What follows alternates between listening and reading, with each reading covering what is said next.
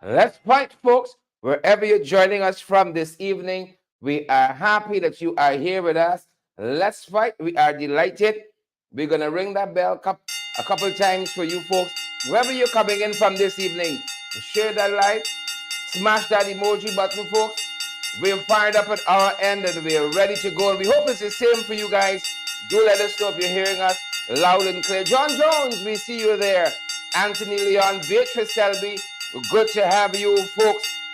Debbie Collins, Clifton Stewart, we see you as well. Folks, if you see a notification for stars, I think we can accept stars now, you know. Those of you who are afraid what stars are, a little digital thing, similar to what we have on YouTube with those emojis that you can buy. And during our program, you can let those stars fly, folks. Share the live, smash that emoji button. We're going to make sure that we are shared to all the valid, credible places, folks. And we advise that you guys do the same. I've missed you, folks. We had quite a long weekend. It felt long to me. I got some things to tell you all about American Airlines. Hold on. Got some things. Ring the bell one more time. Got some things I want to talk about American Airlines. I promise I want to travel them again. You see? I gave them another chance. It didn't work out. But good to have each and every one of you here with us. Let us know if you're seeing us clearly, if you're hearing us clearly. Share the live. Smash up that emoji button for us, folks. And partner with us as well. Good to see you, Debbie Headley and Carol Hudson, Asquith Schultz, and the other folks who are joining us. Help us reach 5,000 stars. It's not such a difficult task, folks.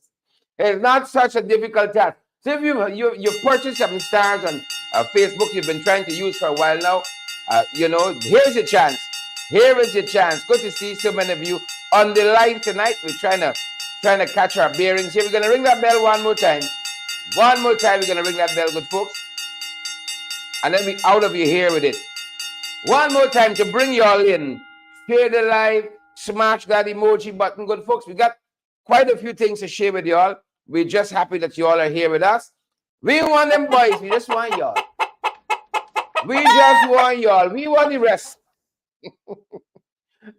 Welcome back to you folks. We're happy, we're delighted that you folks are here with us. It's good to be in familiar territory.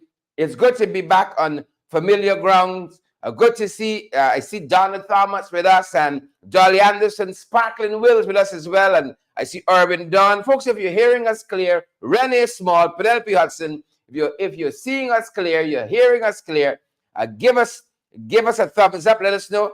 Auntie Sandra Hanover, good to see you on the live. I gotta come and see you.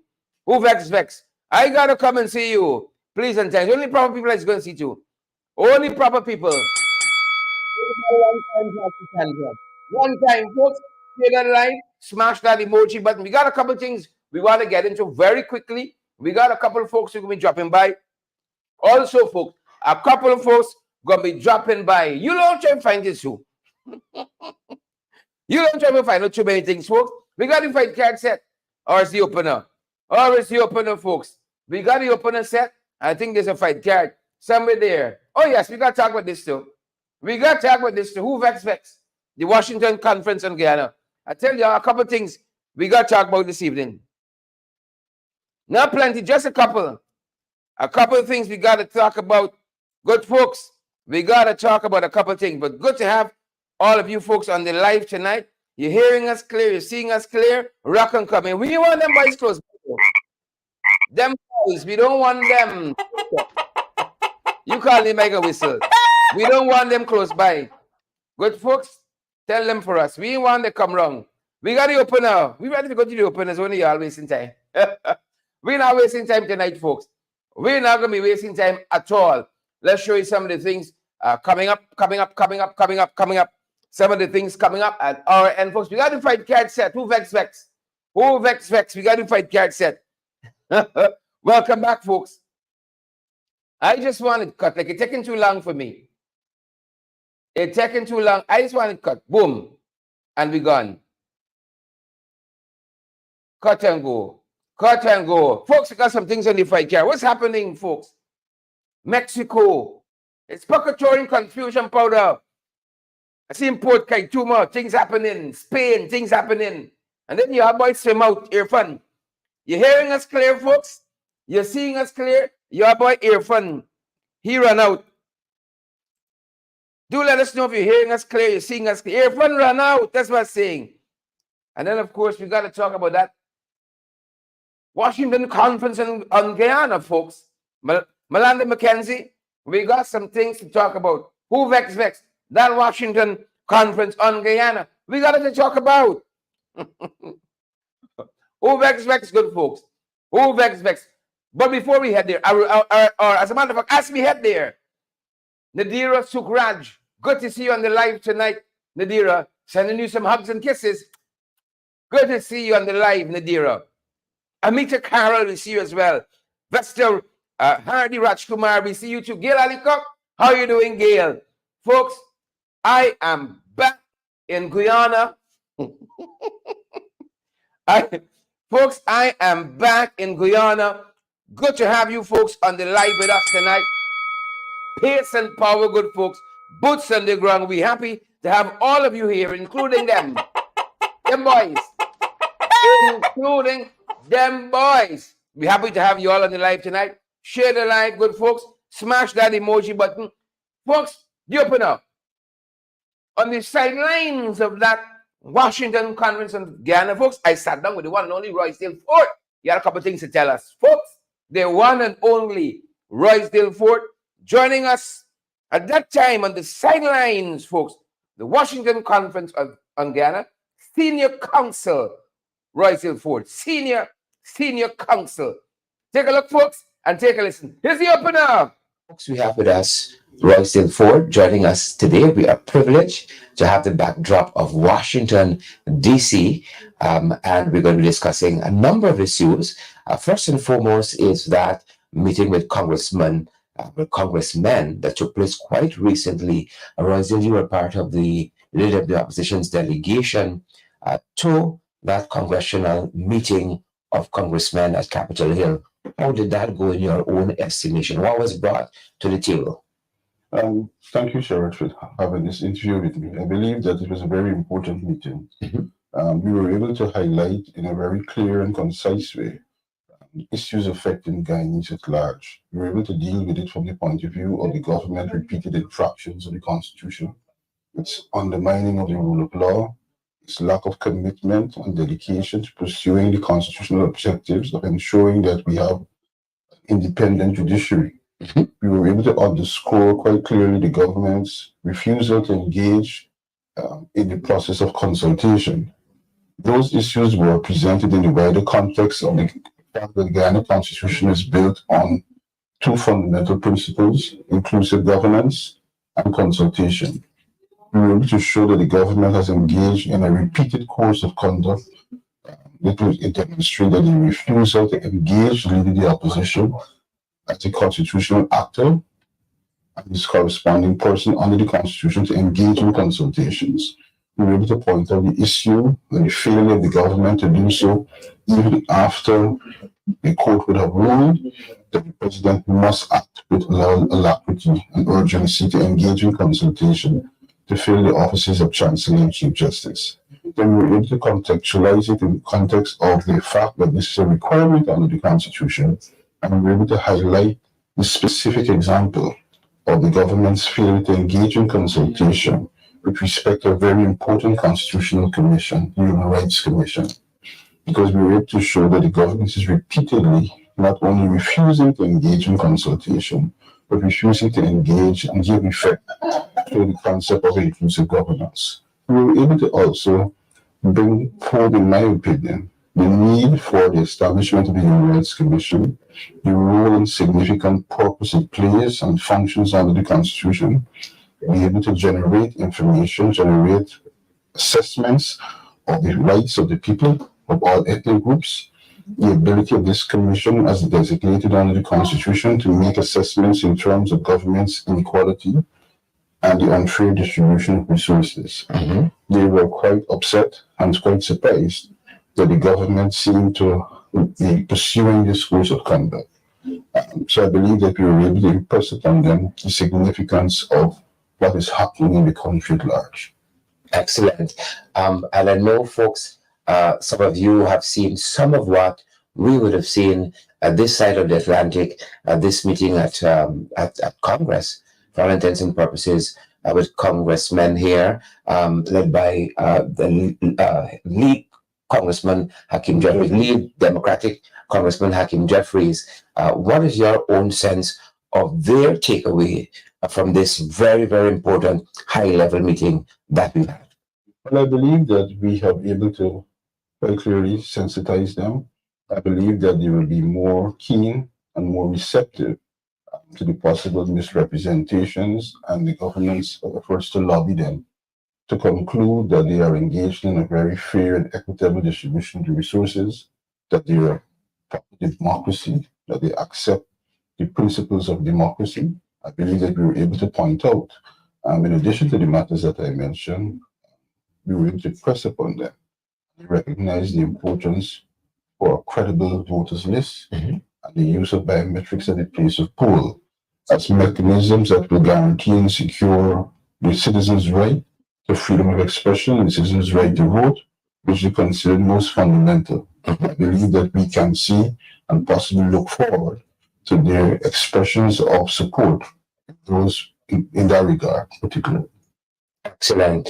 One of the things that came out of this meeting, this very important meeting on Capitol Hill, I remember in the meeting, I think it was one of the senators who said, one of the congressmen, one of the congresswomen, as a matter of fact, Maxine Waters, who said, and she said repeatedly, "I hear you and with you." What was your takeaway from that intervention? I believe that Maxine Walters, a respected and distinguished congresswoman, was communicating the fact that she was not only understanding the issues, but as a senior politician and an African American woman, that she could have understood the degrees of oppression, understand the degrees of discrimination, marginalization that was taking place. I believe that from her own independent assessment, she was able to come to the conclusion that we were not fabricating these matters that we were raising. I believe that she has an independent constituency from which she would have drawn much information and be able to test of the veracity of what we say.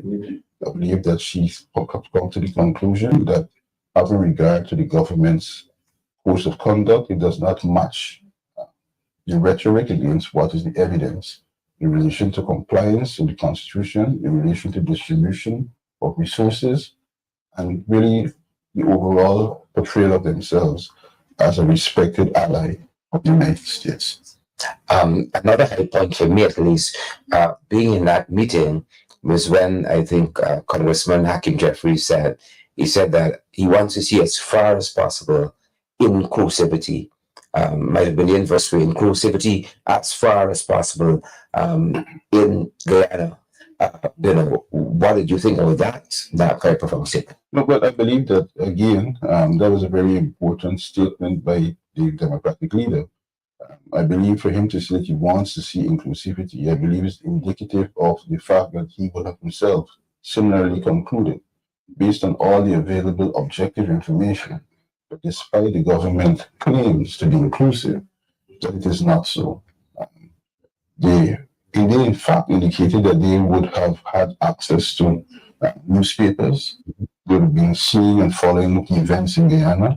I believe that this would have happened over time, particularly using 2020 as a starting point. They were able to conclude that the resources are not being equitably distributed. They were able to conclude that Parliament is not functioning effectively. They were able to conclude that Guyana Police Force is a rogue organization. They were able to conclude that there is no effort to ensure that the government acts in accordance with the rule of law. There's no effort to ensure that the separation of powers function and that the judiciary functions as an independent organization. I believe those are very important areas of concern for them.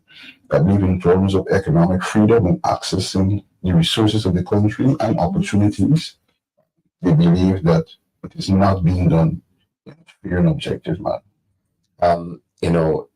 In that meeting also, Hill, one of the things I think we heard all of the congressmen having an eager sense of wanting more of is the opposition's plan for governance. I think repeatedly we heard him asking as we detailed a number of issues in that meeting. It is really and truly, but estimation is an appetite of Washington to hear what the opposition would do again when we go before the electorate, if successful in office. Yes, and we were able to lay over, the delegation had prepared a document which captured the framework of what we thought would be the answer to the sort of crisis that is taking place in Guyana, the misgovernance, the bad economic plans, and the sort of marginalization that is taking place. They seem very eager to receive more information in it, and we undertook to supply a more detailed document which will capture that. But we had submitted to them a very sufficient statement for the purposes of that meeting at that time, the elements of that plan. Excellent, excellent. We are here in Washington, and there are a number of things happening. There was a very high-powered meeting at Capitol Hill, as we said, and we are against the literal backdrop of this very historic Washington Conference on Guyana. Usually, we see lots of the folks who hear us today. We see them in the comment section. We've had a chance to see them face to face. We see a lot of bumping heads, even now. This is a very important conference that is taking place here. We've heard from a number of speakers. What is your own sense of what has taken place here, and perhaps how we can move forward? I'm sure I would consider that this conference is really, in my opinion, signals the manifestation of a number of individuals' deep concern for the decay that is taking place in the country. I don't believe that we've had a conference of this nature before that would have captured the leading persons in the diaspora, politicians, social activists, people skilled in governance, people skilled in economics and banking, sitting parliamentarians of Guyana.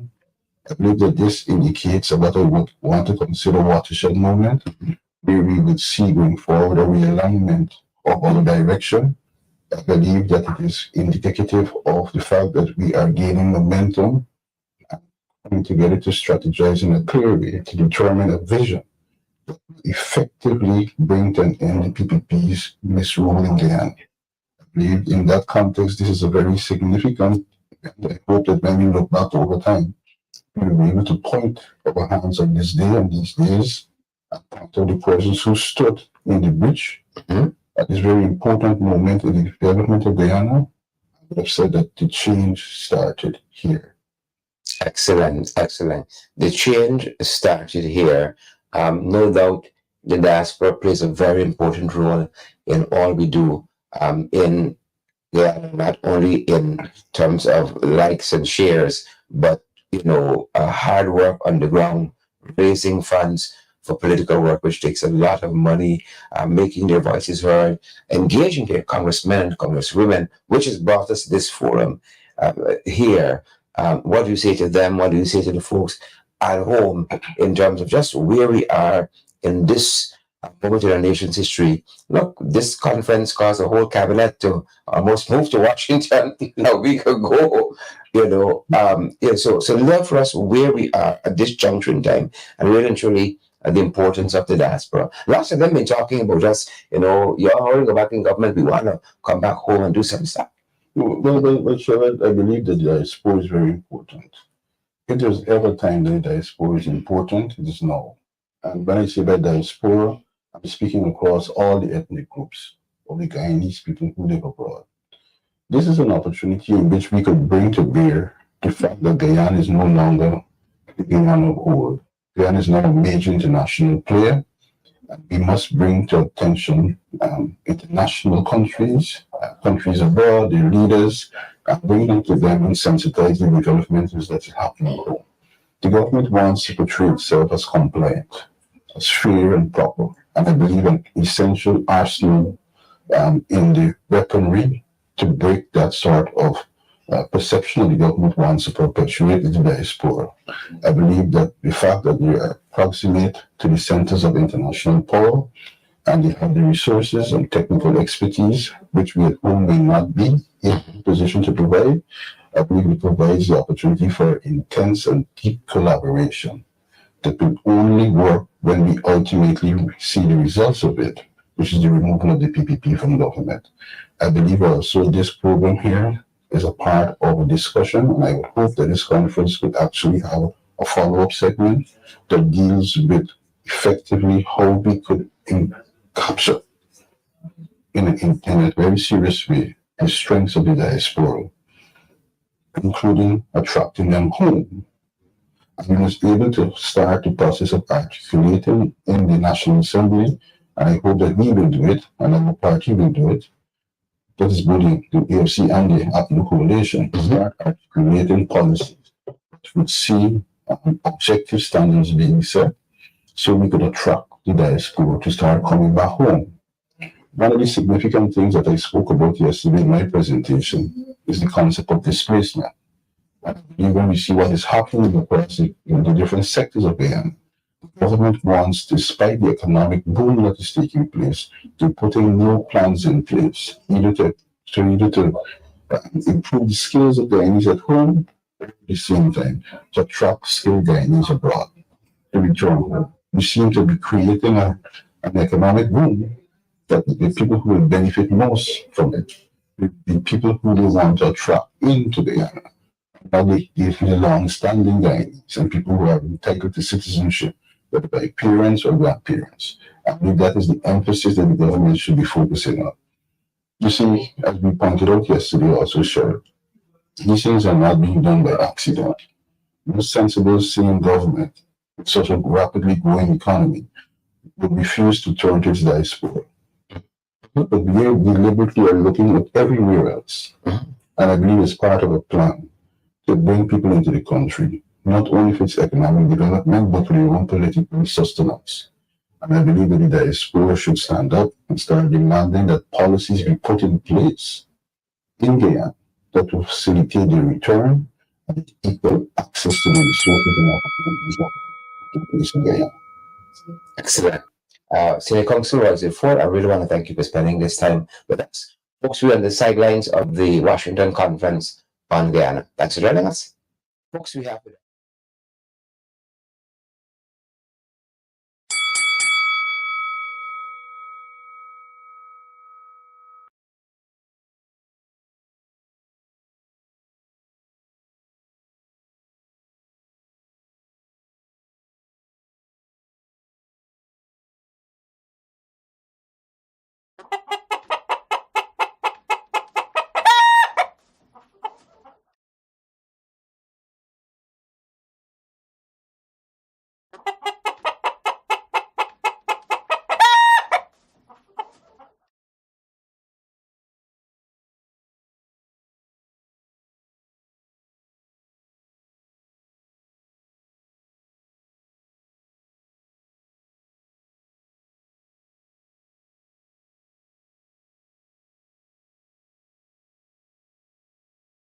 All right. After that engagement my apologies, folks. My apologies there. You see, I'm so excited.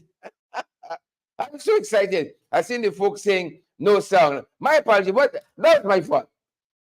That was my fault. And the note is right here, put on back song when you come back from the insert. It's right there. But you will later catch up with y'all, boy. Apologies there. We're talking with Senior Counsel Roysdale Forde, Shadow Attorney General, Shadow Minister of Legal Affairs. We're talking with him on the sidelines of that Washington Conference on Guyana. He was part of the leader of the opposition, Mr. Aubrey Norton's team there to Capitol Hill to engage with the folks at this end, folks. And after that engagement was concluded, I had the opportunity to catch up with Mr. Aubrey Norton and team, folks, on the Hill. On the Hill, folks, we went to Washington. Who vex? You didn't buy the ticket. Who vex? Listen to some of what Mr. Norton said. Folks, after that meeting with congressional leaders. Take a look and take a listen. Leader of the opposition, give us a sense of how the meeting with congressional leaders went. Well, I think it went extremely well. We were able to identify the critical issues in Guyana. We were able to give them a clear vision of where we want to take Guyana, and I think there was a healthy exchange. We understand some of their interests, where the confluence of interests lies, and we will pursue those issues. Congresswoman Maxine Walters says, "We hear you and we understand." What do you take that you mean? That she accepts some of her position, but she also proceeded to suggest that there are both sides to a coin, and that she asked for a clear development plan, which we identify the tenants. We also left with her a document that will give a lot of that information. There's a wider dossier that we would have left that would have put all the issues in context in Guyana. Congressman and Leader Hakeem Jeffries said as part of his intervention that he wants to see inclusivity. They have that hope to see inclusivity as far as possible. Talk to us about that. Well, I think we did point out that there was little or no inclusivity. There's violation of Article 13 of our Constitution. And I think they place it in the context of their society as well, that is seeking inclusivity, and indicated to us that we need to work towards inclusivity. We have made it clear that we are disposed to inclusivity. In our presentation, we have identified the fact that the government fails to be inclusive. They tend to be arbitrary, and they seem to want to control all the political, economic, and social space and just dominate the society. So I think he's aware of that situation, and it is against that background he would have called for inclusivity. Penultimate question. There seem to be a lot of questions too on general elections in Guyana and understanding that. Well, I think they understand the situation. You know that we actually call for a clean voters list in the meeting, as well as biometrics, and to solicit support to ensure that we can get a clean voters list and biometrics. We are of the view that once that happens, you create a playing field that allows for free and fair election. And in that context, we will be the People's Progressive Party. And finally, sir, congressional leaders seem to have an appetite for an opposition plan for governance. Did you think you had a good opportunity to deliver on that? So, but the document we would have provided would have given them clear information on our approach to governance. We learned that parliamentarian David Patterson was not permitted to come. He was stopped at the airport last evening. What are your thoughts? Well, we actually said to the meeting that we saw it as in the normal nature of the government's dictatorial and authoritarian ways, and that it was a deliberate attempt to ensure that David Patterson doesn't get the opportunity to come. And that wasn't the only one. There were other things that they did that were aimed at ensuring that people don't come to this conference. Fortunately, we're here, and we were able to point out to them that the treatment of David Patterson is a manifestation of the arbitrary dictatorial way of the government. Yep. That's how some of it went down, folks. Washington, D.C. Who vex? Is only y'all to go foreign? They never revoke me visa. Never take away we phone, folks. Who vex? I got a guest dropping by. But I want to get through some things before we get there. That was Leader of the Opposition, Mr. Aubrey Norton, talking about his sense of how the engagement went on the steps of Capitol Hill, moments after they emerged from that high-level meeting with congressional leaders in Washington. But as I posed the question to him about David Patterson, they tried to keep him down. They tried to put him on some no-fly list, but it backfired. You know, Sparrow said, over your wedding bells don't chime. That's like them. They think of a backfire because it's incoming from a pure place. It's coming from a corrupt, dark, jagabatical place. So it backfired on them. It backfired on them in real time. And folks, what a moment it was when the Member of Parliament, David Patterson, made his way to that historic Washington conference on Guyana and to Capitol Hill as well. This is him coming into that area where the conference was being staged.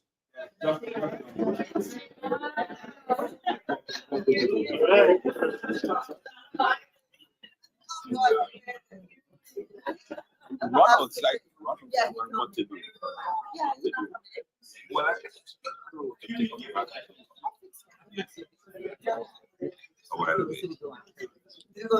welcome, sir. The longest Thank you very much. Yes, very much.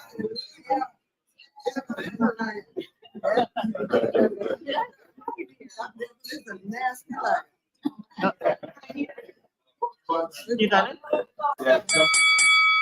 Yep. That's what went down there, folks. Member of Parliament David Patterson making his way to that conference. I see my guests already here. But before I get to my guests, folks, just giving you guys a little bit of some of the high points of that engagement in Capitol Hill by the leader of the opposition and his team, and some of what took place at that Washington conference on Guyana. Got them boys and see hands in the pants. Them are what we. If you see letters in the papers about this conference on Guyana, folks, this Washington conference on Guyana, if you see letters in the dailies, oh my, if you see Chronicle, anything Chronicle got one article in it today, you see letters. The vex until, and I want to show one of the reasons why they're so upset. I want to show you guys one of the reasons why they're so upset and vexed. You see, and getting constipation. You see, there's a lot happening. 400 folks watching us around the world tonight. Folks, share the live, smash that emoji button. Listen to one of the reasons why. Look at one of the reasons why them boys so vexed with this conference. A resolution was passed that has already been submitted to the American authorities asking for sanctions. And we only send the letter, we carry it. Folks, on the final day of the conference, Rickford Burke from the Caribbean Guyana Institute of Democracy, the president, and those allied organizations, they marched up to Capitol Hill and met with Congressman Hakeem Jeffries, the highest ranking Democrat in the House, and delivered that resolution to him in hand, I am told. You know, take a listen to some of what was contained in this resolution of the Washington Conference on Guyana. Take a look, folks. Take a listen. They can never separate.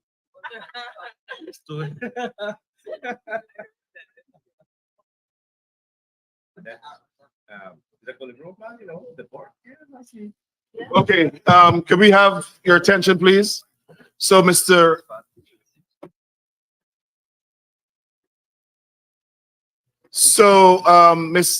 Errol English. Hello, can we have your attention, please, everybody? Don. This is very interesting. You might want to sit and listen to it. Dominique? So let me introduce you to Mr. Errol English. Everybody, could you step inside, please? Delegates, step inside and close the door, please. Let me introduce you to Mr. Errol English, who's a delegate from New Jersey, who will read a resolution of the conference and move it, and we'll have to get a seconder, and then we roll the vote. Mr. English. Resolution of the Washington Conference of Guyana.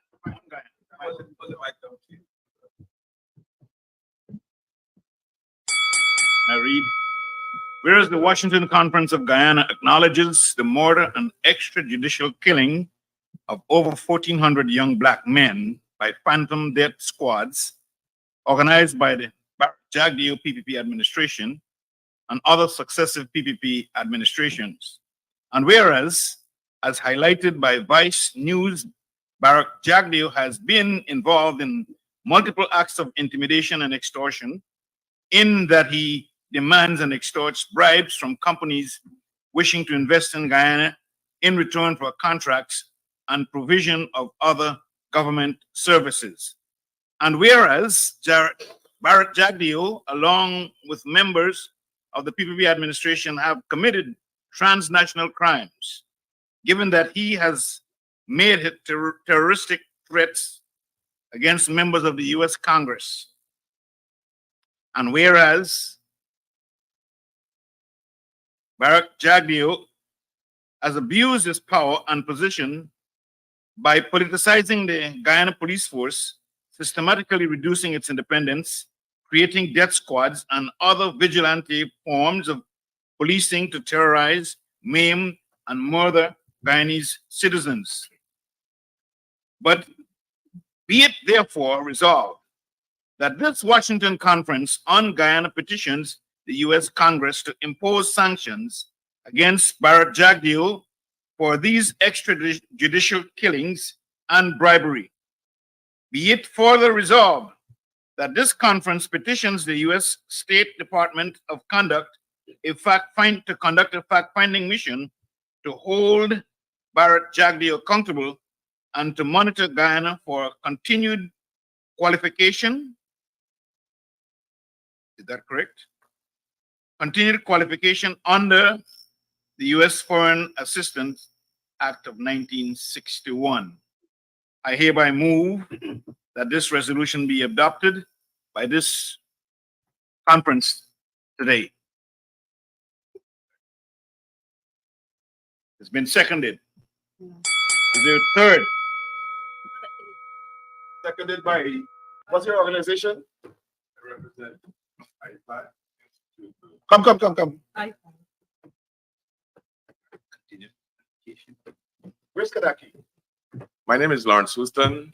I'm a representative of the Institute for Action Against Discrimination in Guyana, and I'm also a victim of the atrocities of the PPP administration. My son was killed in 2001 by the extrajudicial killer squad, the Black Clothes Police. And for 20 plus years, we've been waiting for justice. So I second it with the fullest emotion and representation of all those other persons who have lost families. Thank you. Let me introduce you All to right, this. folks, again, that's some of what went down there in Washington, D.C. I got to switch paces for a little bit to bring on my guests this evening, folks. Of course, I'm talking here. Well, hold on. I can show you what I'm talking about in a second. Hold on, I can't do everything up front. Give me a quick sec. Let me change gears at the back end so we don't tie ourselves up, So we don't tie ourselves. Give me a quick sec. Let me change gears at my end. Rock can come in from a different side. And then we'll tell you guys what's going down, folks. I'm privileged to have him here with me this evening.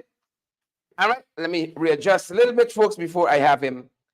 And I'm talking about, folks, let me get the audio from somewhere else.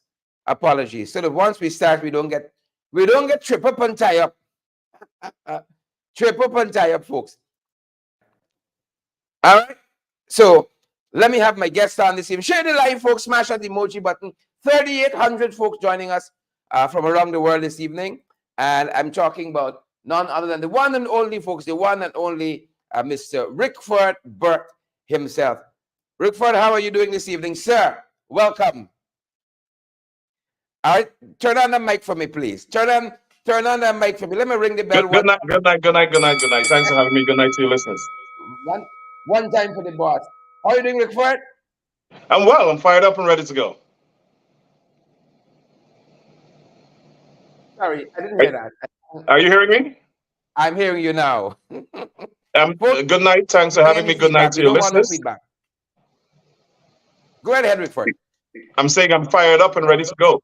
Good. First thing I want to ask you, Rickford, why was this resolution in the mind of the conference so important? I know this is like one of those things where the teacher know the answer, but they asking the question nonetheless for the benefit of others. Why was this resolution so important at this particular conference at this particular time? Well, one of the objectives of the conference was to highlight the extrajudicial killings, particularly in the context of Barrett Jagdeo boasting at the memorial service for Roger Luncheon about these killings, calling it a national security imperative. My words, not his, but that's the essence of what he says. And then he says it was necessary because members of the security forces could not be trusted to carry them out. So our interpretation of what he said was that they were directing the police and the GDF to conduct these unlawful killings, and they refused. So they formed these death squads and contracted them to kill these African Guyanese citizens. And it's offensive to us in CGID and the combined diaspora organizations that we can have a racist wannabe tyrant, a tin cup dictator, presiding over a state that determines who lives and who dies. And we felt that the United States government should join with the international community to, again, denounce these killings like the George Bush administration did. And there must be an investigation. There's no way that a wannabe tyrant should be able to kill people with impunity. And for 20 years, we've had no justice. And so we are insisting, Sherrod, that there must be justice. I don't care if it's going to take 20 years. There must be justice. And if justice doesn't come, I make bold to say, if justice doesn't come through the international community, the people of Guyana must make sure Barjack they face justice. However form of justice, we don't know, but there must be justice. There's no way hundreds of people should be killed or have been killed, and there's no justice. I noticed they've called out all their old Apanjat racists to attack us on the conference. That is fine. They were relevant in 1964.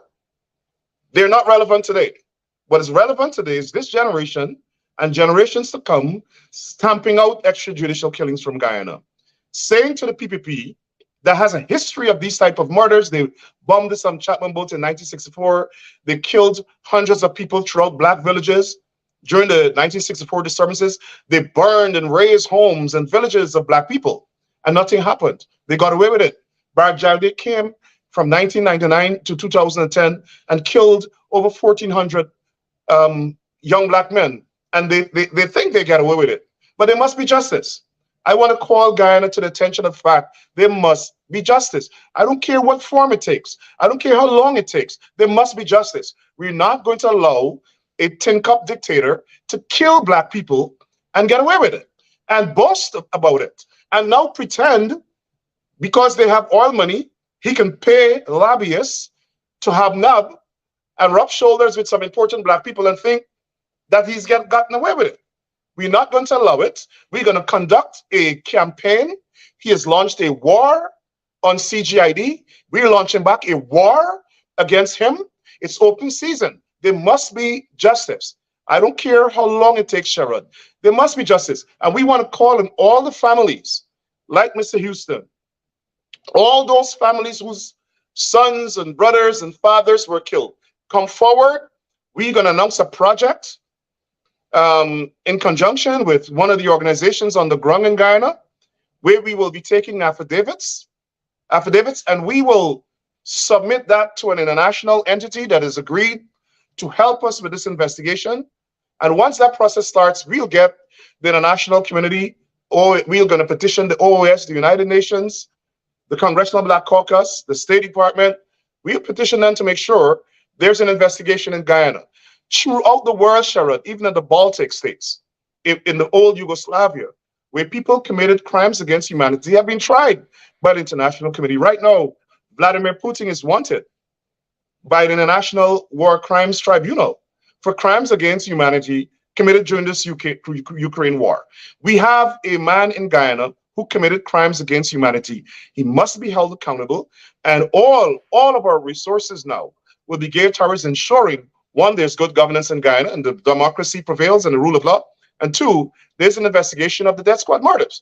I'm sure that Courtney Kamewing's parents and relatives want justice. I'm sure that Ronald Waddell's family want justice. I'm sure that all of those 1,400 families want justice. And I noticed in the newspapers today, some Rudy Prasad, who's an old Jagabat and an old Apanjat racist from the 1960s, who's now apparently working in the office of the president, attacking me, saying that, oh, it wasn't 1,400. I don't care if it's 2. You don't kill black people and get away with it. And the 1,400 number came from President David Granger, who had access to the intelligence and said that the intelligence shows him that during the period which he calls the Troubles, over 1,400 black citizens were killed. And that's where we got it from. And he's saying that Starbuck News did an investigation and all of these deaths were accounted for. Sherrod, they're so arrogant that they think that they can designate people criminals and kill them and get away with it. The Constitution outlines the process for people who have been accused of crimes. They're investigated by the police, they're charged, and they're prosecuted in a court of law. And they're tried by a judge and jury and convicted. And if they're convicted, that court imposes a sentence on them. That's not what happened here. They just call people criminals, designate them, and kill them. Some of these people did not even commit crimes. They just were perceived to be resistant to Bar Jagdev's tyranny, and they were killed. There must be justice. I don't care how long it takes. I don't care how much Bar Jagdev reels up like Donald Trump, who's now crying foul because he's on trial. One day Bar Jagdev must be held accountable and placed on trial, whether in Guyana or in the national community, for these crimes against humanity. And I make bold to say, if he's convicted, he must get the death penalty. You don't kill black people and get away with it. The punishment for killing people is death.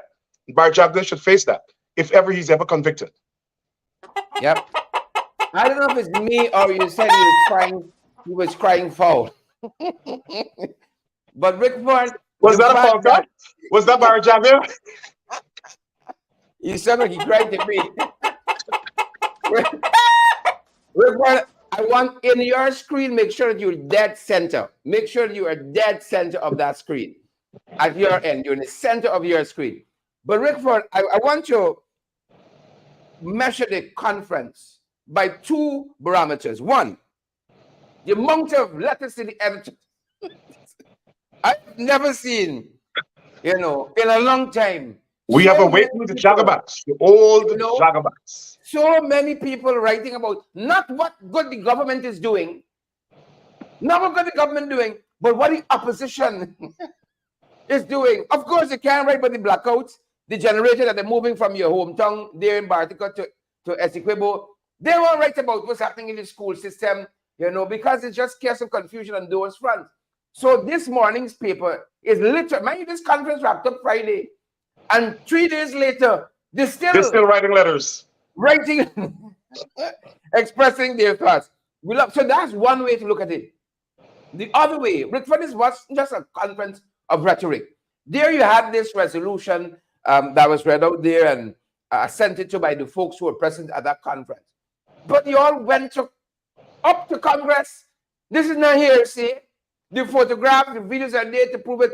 You all met with the highest ranking Democrat in the House. And perhaps the second, because one Republican. And one Republican. Go ahead. Right? And also, I saw, is it me or did you have a meeting? I saw at least photographs with Nancy Pelosi, former Speaker. Yes, I explained to her what we were there for. And of course, she's always been supportive. She saw me and we spoke, and I know her. And I see that they're saying that, we didn't meet with anybody because they haven't seen photographs. I mean, you can't take cameras into these meetings. They have their own photographers and communications specialists, and we have to wait on them to release the statements and release photographs, which I'm sure will happen this week. But is this entitlement? Let me first see with the letters. They have this sense of entitlement, Sharon, that they're supreme. They're East Indian supremacists. And how dare these black people meet in Washington to talk about our racism when we are superior, right? They have this air of colonial superiority with which they're operating, so they're bent out of shape. They went to Washington and met with Congressman Jeffries and a team from the Congressional Black Caucus, due to no talent of their own. You said to them, Rickford, take edge. Exactly. We will have the last say because we're going to be the last ones meeting with them. But then after the meeting, they're like, the Black Caucus refused to meet with them. These people, these now civilized people, think that Hakeem Jeffries and the members of Congressional Black Caucus will meet with them and not meet with us. When Hakeem Jeffries chastise them for their racist governance. They think that the Congressional Black Caucus prefers them over us. The arrogance of these people. they're so awashed and absorbed in their ethnic superiority that they think that the Congressional Black Caucus just met Ali and fell in love with Ali and say, oh no, we don't want to meet with these black people. We are now in love with this racist. And so we are going to now prefer him over the black people who are our constituents because we love him so dearly. He's no longer racist. Give me a break. The arrogance, I want to emphasize the arrogance and this air, the pomposity and this air of ethnic supremacy that we are the only ones who are supposed to know important people. We are the only ones who are supposed to meet with important people. And so how dare you black people and some of the other opposition supporters go to Capitol Hill to think that you can meet with Hakeem Jeffries because he has heard our plan and he now thinks the government is no longer racist. Give me a break.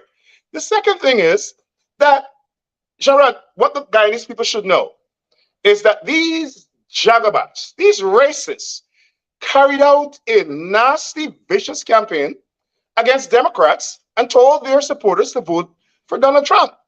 Who wants to expel their supporters out of Queens? But because some of the black members of Congress are friends with me, they decided to go against them. And now they're running, sucking up to them, kissing their toes. Now they realize that they got powerful black people in America. Oh my God, it's not only white people in America who are powerful. Hakeem Jeffries is the third most powerful man in America. We have to make friends with him. And then they went and they hired a black lobbying firm. Every time they want to do their nasty work, they hire black people. Every time they find it necessary, they hire black people. They think they could throw money. I'm so sorry that those guys they hired only charged them $300,000. They should charge them $3 million US dollars. You want to come to us black people so that you could get appointments with powerful black men in America? Pay. Jared, we didn't have to pay. We just had to write a letter and we met with the exact same people. But they're upset about that. And then they started this propaganda that, oh, we didn't meet with anybody. We didn't meet with anybody. And, you know, we're not that important. Us East Indians in the government and a couple of house slaves that have unmasked themselves and stripped themselves of their black identity will go and sit with them and say, oh, yes, these East Indian racists and the PPP are good people and they love everybody. Nobody in Congress believed that crap. They were courteous to them because, of course, he's a so-called head of state and they grant him the courtesies like any other head of state. But make no mistake, Sherrod, no member of the Congressional Black Caucus is going to prefer any head of state over their constituents, especially a head of state that has a history, an established history of racism against Afro-Guyanese. Yeah. You know, if I wasn't there, I might have doubt myself, you know, because if you listen too long to what these guys are saying, some of the lies start sounding like truth. It's so much lies, so much of bombardment. But I was in that meeting there with the leader of the opposition and part of his team, went in there and listened to questions that were posed by the congressmen, Hakeem Jeffries, Maxine Walters, you have Yvette Clark, all friends of yours, and lots of the other folks there asked a lot of questions concerning general elections, want to know if the opposition are up to scratch in terms of preparedness for that, wanted to know more of what the opposition intends to do for the people of this country, should it get back into power or when it gets back into power. Those were the lines of questioning. I mightn't believe it if I wasn't there taking photographs and videos and being part of that moment. And then you guys went there as well. Rickford, take us into that meeting when yourself and delegates went up there, met with the congressmen yourselves. You didn't trust what I tell you. You have to go for yourself. You see. Well, the thing about it is that the government only met with this, in my opinion, with the Congressional Black Caucus because we were having a conference, and the Congressional Black Caucus wanted to be fair. So they entertained the government, they entertained the opposition, and then they entertained us. And let me tell your audience the context in which these meetings happened. When the government went to meet with them, the U.S. government was not in crisis when Ali went to meet with them. When we went to meet with them, or during the period of the conference, They couldn't even leave Congress. They were having continuous votes because The shutdown was looming and all of that. the Republicans wanted to shut down the government because they wanted to vote this extreme budget or appropriations bill into law. And the Democrats had to keep voting it down. So they didn't have the time to come out to either the Darcy Hotel where we were or the press club to speak to us. So we had to go to them. And so they arranged a meeting with the opposition. The opposition went to meet with them. The exact team that met with the government met with the opposition. And then the following day, the whole conference went to Capitol Hill, and a great number of us, and those photographs will come out, met with members of the Congressional Black Caucus as well. And we had a very good meeting. We discussed the fact that we need a mission, a fact-finding mission to Guyana, not only to talk to people in the office of the president and in the PPP government, but to talk to Afro-Guyanese organizations and trade unions and Amerindian community leaders and Black leaders and opposition leaders all across the country so that they can get an idea of what is happening on the ground and not have to rely on what we think are distorted reports from the government and from the U.S. Embassy, who to me seem to be complicit with what is happening in Guyana in terms of the government's behavior. So that's one thing we asked for. We discussed thoroughly. We discussed the fact that the U.S. ambassador has called for biometrics, and apparently it's the official position of the U.S. State Department. Why the government doesn't want biometrics all of a sudden? You're talking about rigged elections, and you want to make sure elections are free and fair. The best way to do this is have biometrics at the place of poll so that you can identify the persons who are going to vote. We have a history based on the 2020 elections where the police said people voted who were not in the country. So we have to have biometrics. The second thing we discussed thoroughly are the crimes committed by Bart Jagdeo. Extrajudicial killings, his attacks against members of Congress, his threat against members of Congress, which attracted great attention from the Metropolitan Washington Police and the FBI and other federal agents, federal and state agents. And we discussed that. We discussed the fact that the government is completely undermining Black businesses in Guyana. When they came into power, every Black major business they went after, Car Care, Sevon's, Van West Charles' business, Darwin Best's business. Now they're going after a businessman who was allotted land to build a Hilton Hotel, and they've taken it away twice. So we discussed the fact that the U.S. government needs to, like it does for Black businesses in America, work with Black organizations in Guyana to guarantee financing for loans for Black businesses, because it's not going to happen in Guyana.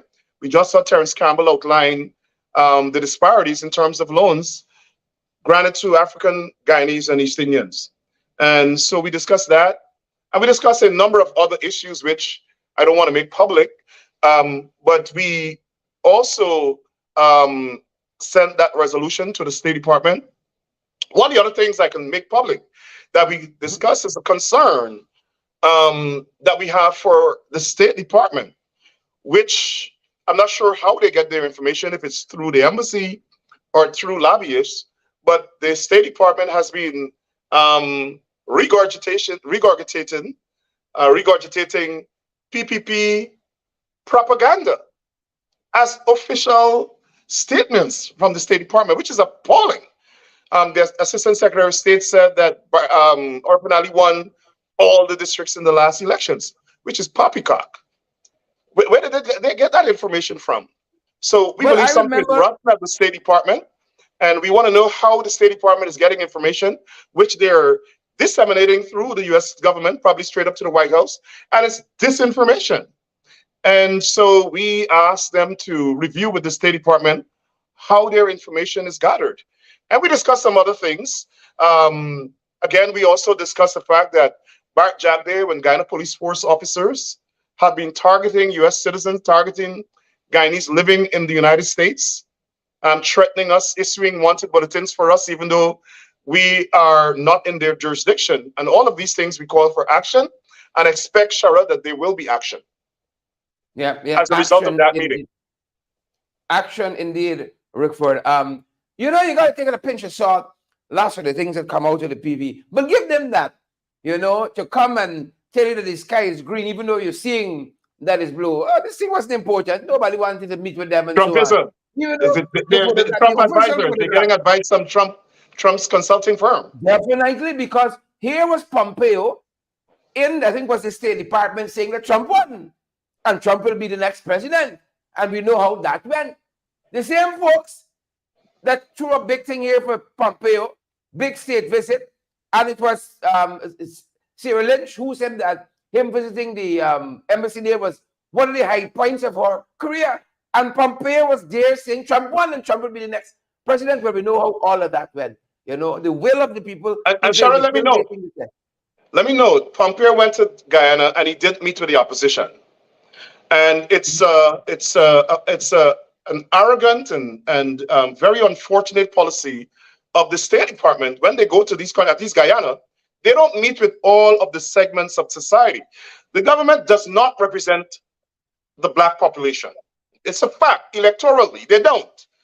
The government barely represents the Amerindian community. The government does not represent half the population. The country is divided. We have to acknowledge that. You can't speak to the government. The government has a one-seat majority. Yeah. One-seat majority.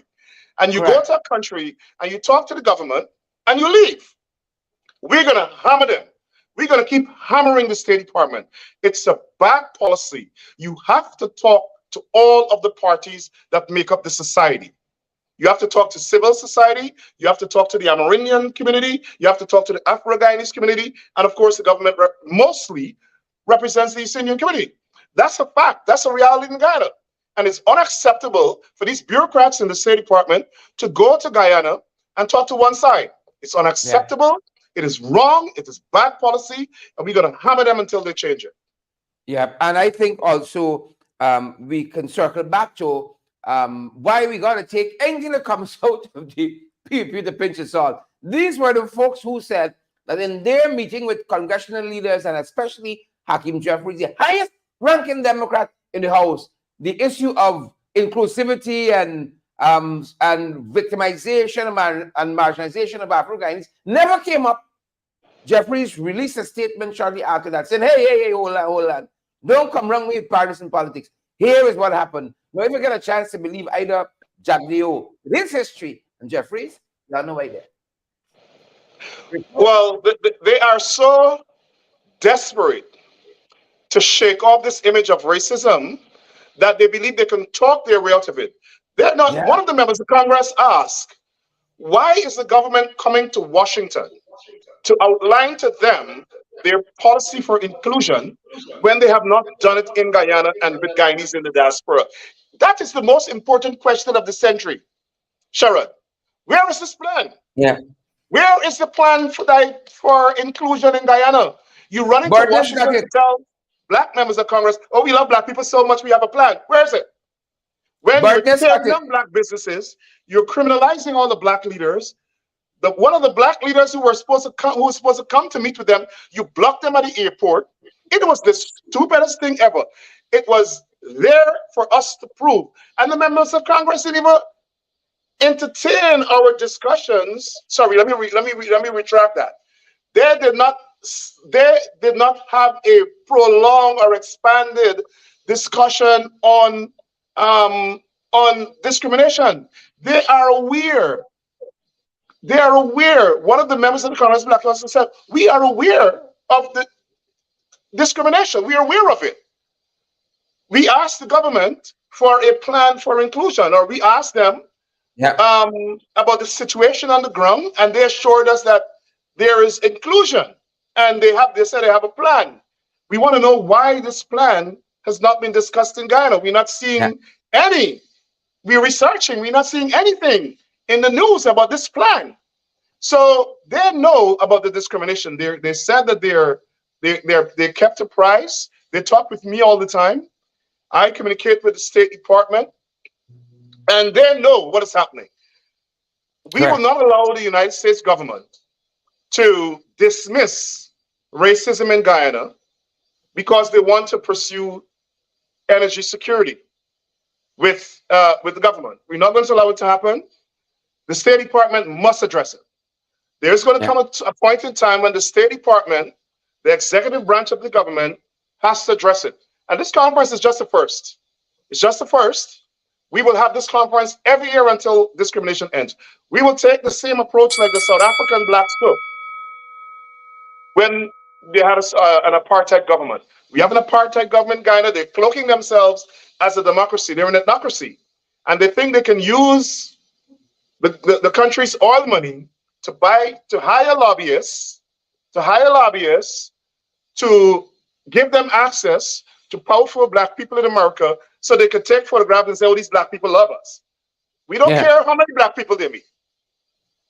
We want equality. We want equity. We want inclusive governance. We want inclusive growth. And we want to make sure that every Guyanese benefits equally from the oil and gas wealth of the country. And the government is going to see hell. We're going to tear them down. We're going to tear down every aspect of their racism, every aspect of their prejudice. We're going to tear it down. They can go and say, I'll tear down the government. We're going to tear down their racism. We're going to go after them day by day, systematically. They have to change. They have to change. And that's why we started with this conference. Excellent. Rickford, thank you for your hard efforts out there, for staging a fantastic conference, and for all of the other things that cannot be mentioned. Thank you. Live. Thank you so much, Rickford. Thanks for having me. Excellent. Folks, the one and only Mr. Rickford Burke, the president of the Caribbean Guyana Institute of Democracy there in New York, folks, and the lead organization for this Washington conference on Guyana. It's good to be back with here. It's good to be back here with you folks. And thanks for having us this evening. We have some other things to share with you, like the cocaine boat. The cocaine boat in Spain. We wanted to talk about that. The blackouts, persistent, perennial blackouts under these guys. And April Ali suddenly stepped in to that conversation. Why your chief out? Bartica generator set. Some other things as well we want to talk with you guys about.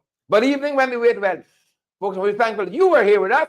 You know, when we're live now, you might see some notations on stars.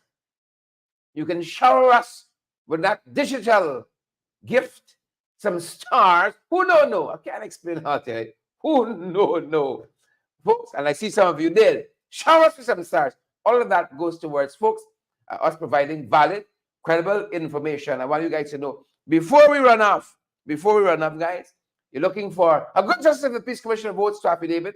I want to recommend the Alistair Collins firm. They are down there, the Cardian Mall between Camp and Waterloo on Lamaha Street, 649-6410. I can't pull the graphic up because it's a different place tonight. But number there to call 649-6410, folks. We want you guys to partner with us as well as we continue to bring you guys valid and credible information. You can WhatsApp us at 629-6963. We give you guys all the information on how you can do that. Folks, here's some other ways you can do it as well. Want to keep getting the best in the ring? Let's play. Yes, you can help us to keep going by partnering with us through your contributions. And it's easy. Send us a daily, weekly, or monthly donation, whichever is most convenient to you. Cash App at $InTheRing592, Zelle and PayPal InTheRing592@gmail.com, or WhatsApp us on 627-6963 for how to contribute via MoneyGram and Western Union and for MMG payments. Try to make it so easy for you guys to contribute to our program. You can scan the barcode you see there. For those of you who have a debit or a credit card, you might got a Cash App Pay, something like Cash App. Yeah, Cash App too. You might have Apple Pay or some other payment method like that. You scan that barcode, it's going to take you to Never Land, and you guys can help us from that point of view too. Those of you who join us via YouTube, there's a dollar sign at the bottom of the comment. We're just trying to make it as easy and as convenient for you folks to be able to partner with us so that we can keep going. Thanks for all of your hard efforts staying here with us these many days, weeks, months, and years. November's 3 years we're out here, folks. We're looking forward for that momentous occasion with you guys as well. And thanks for staying with us a little unusual programming during the course of last week. Folks, we're going to parse that and walk through it in our subsequent broadcast. Thanks for joining us. That's going to do it for us at this end. That's our time, good folks. And that's our program. And folks, I think, alas, clocking. Thanks to you all for joining us. That's our time, folks. And that's